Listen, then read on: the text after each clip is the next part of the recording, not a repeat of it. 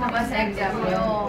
Dun sa mga wala ng items na nakasali, may benefits kasi yung question na review kayo. Okay? So, it is one of the phase or the stages of SDLC.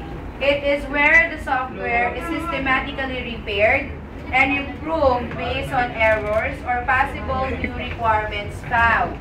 Again, it is where the software is systematically repaired and improved based on errors or possible new requirements found.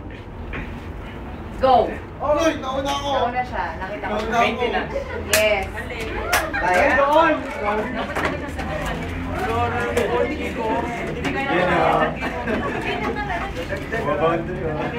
Okay.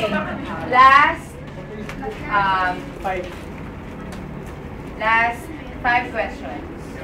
Bakit? Bakit? Kasi kakautan natin yung... Ay, ano ko ito? Ayaw magpakuha.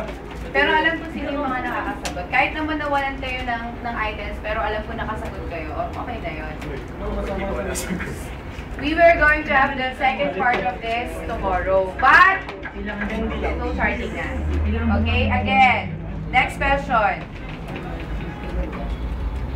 Magdadala ng magulang bukas, ma'am. Magulang ang habit baby. Sabi na ng magulang. Okay. Are used to accomplish specific or specialized tasks for computer users, such as creating and editing documents or spreadsheets.